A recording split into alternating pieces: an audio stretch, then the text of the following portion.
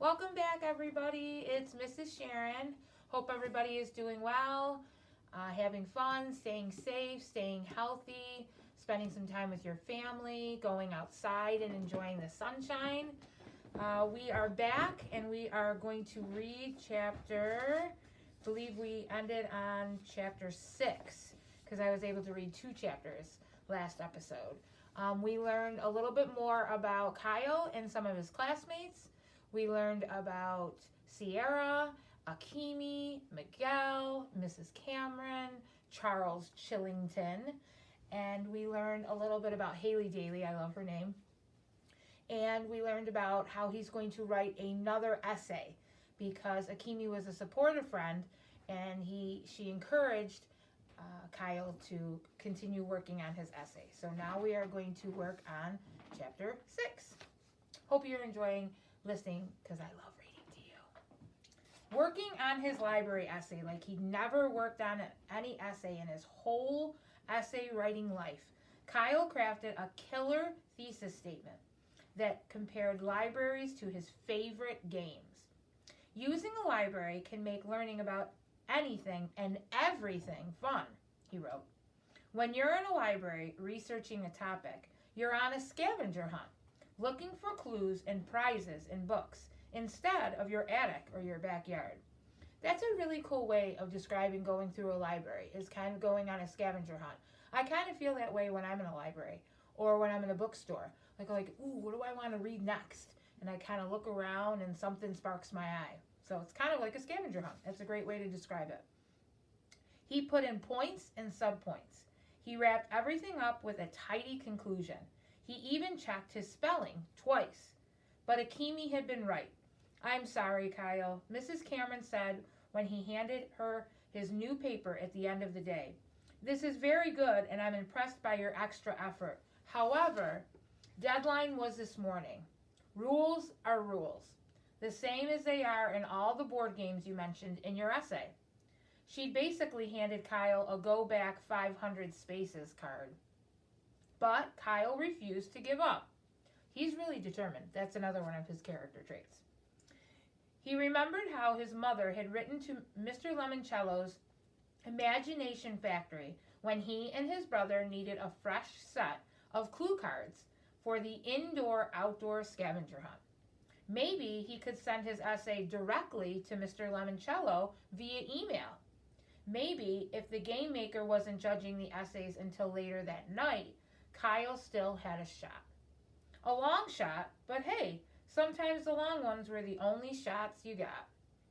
The second he hit home, he sat down at his mother's kitchen computer. He attached his essay file to high priority email and addressed it to Mr. Lemoncello at the Imagination Factory. What are you doing, Kyle? His mom asked when she came into the room and found him typing on her computer. Oh, some extra credit homework. Extra credit? School's out at the end of the week. So? You're not playing my Diner Dash game, are you? No, Mom, it's an essay about Mr. Lemoncello's amazing new library downtown. Oh, sounds interesting. I heard on the radio that there's going to be a gala grand opening reception this Friday night at the Parker House Hotel, right across the street from the old bank building. I mean, the new library. Kyle typed in a PS to his email. I hope at the party on Friday you have balloons. So he still added his hope for balloons in his email. He hit send. Who did you send your essay to? His mother asked. Your teacher? No, Mr. Lemoncello himself. It took some digging, but I found his email address on his game company's website. Ooh, that was really clever again.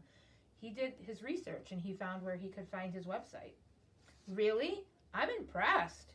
His mom rubbed his hair. You know, this morning I said to your dad, Kyle can be just as smart as Curtis and just as focused as Mike, if he puts his mind to it. Kyle smiled. Thanks, Mom. But his smile quickly disappeared when a boing alerted him to an incoming email. It was from Mr. Lemoncello. It was an auto-response form letter. Dear Lemoncello game lover, this is a no reply mailbox. Your message did not go through. Do not try to resend it or you'll just hear another boing. But thank you for playing our games. Aw, that's a bummer. That's the end of chapter 6. It's a bummer for Kyle because he really took the time to write a new essay and find a way that he could email it to Mr. Lemoncello, and then a reply came back that said nobody read that email. So what else do you think he could do? What else could he do to make sure Mr. Lemoncello sees his essay? That's something to think about. Make a prediction. I think that he is still going to try to get that essay to Mrs. Cameron and maybe beg her to try and have her read it and maybe get judged by Mr. Lemoncello. We'll have to see what happens. I like how determined he is. I like how he's really trying hard to not give up, actually. So, all right, so we're on chapter 7 now. Chapter 7 is pretty short, so we can read that one today, too. Heading back to school on Tuesday, Kyle knew he had to put on a brave face. He smiled as he walked with his class towards the auditorium for a special early morning assembly. The one where Mr. Luigi L. Lemoncello himself would announce the winners of the library lock-in essay contest. I hope he picked yours, Kyle whispered to Akimi. Thanks, I do too, but the lock-in won't be as much fun without you. Well, when it's over and the library is officially open, you can take me on a tour. That's exactly what I'm going to do, if I win. If you don't, I'm sending a flaming squirrel after Mrs. Cameron. For this assembly, the 7th graders, most of whom were 12 years old, were told to sit in the front rows close to the stage. That made Kyle feel a little better. At least he'd get a chance to see Mr. Lemoncello up and personal. But his hero wasn't even on stage. Just the principal, the school librarian, and a red-headed woman in high-heel shoes who Kyle didn't recognize. Does anybody remember who that is? That's Dr. Zinchenko. She was the one who set up the library and did all the holographics. That sounded cool. She sat up straight like someone had slipped a yardstick down the back of her bright red business suit. Her glasses were bright red too. That's Dr. Yanina Zinchenko, gushed Miguel Fernandez, who was sitting on Kyle's right. Who's she? Asked Akimi, seated to Kyle's left. Just the most famous librarian in the whole wide world. All right, boys and girls, said the principal at the podium. Settle down, quiet, please. It is my great honor to introduce to you the head librarian for the new Alexandriaville Public Library, Dr. Yanina Zinchenko. Everybody clapped. The tall lady in the red outfit strode to the microphone. Good morning. Her voice was breathy with just a hint of a Russian accent. 12 years ago, this town lost its one and only public library when it was torn down to make room for an elevated parking garage.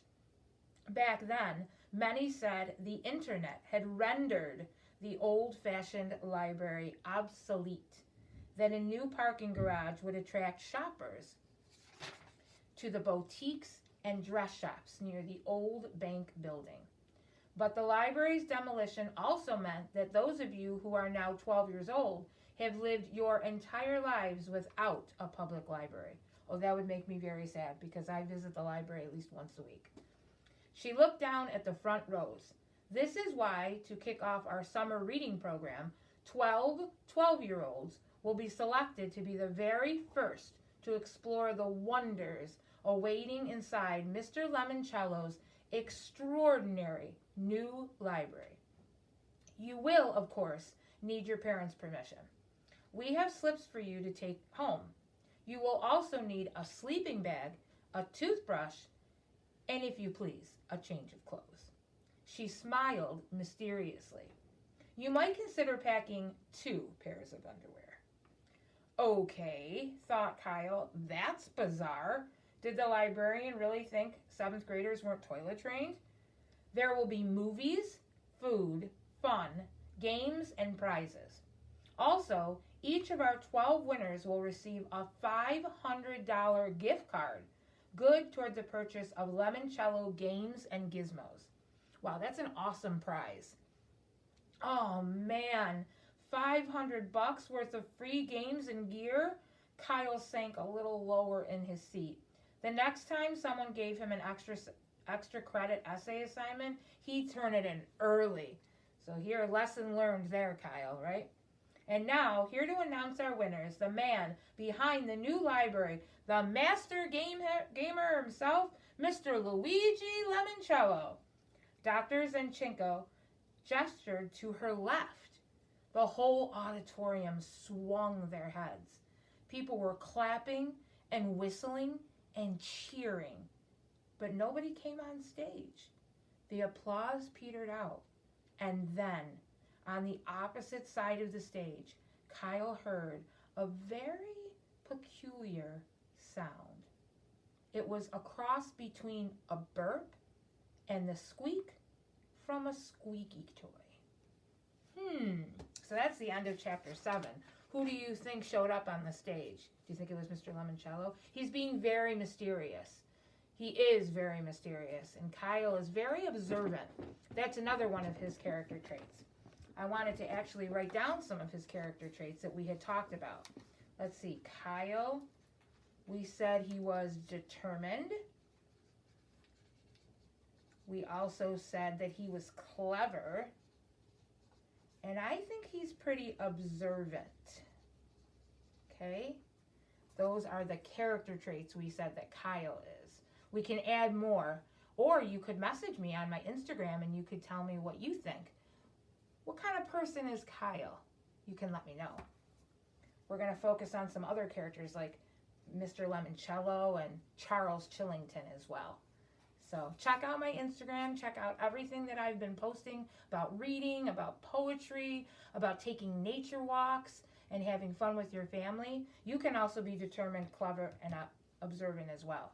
So thank you so much for always trying your best and checking in and watching this YouTube channel. It's been so much fun. I've had a great time reading to you. Check in again to read the next chapters with me. Bye!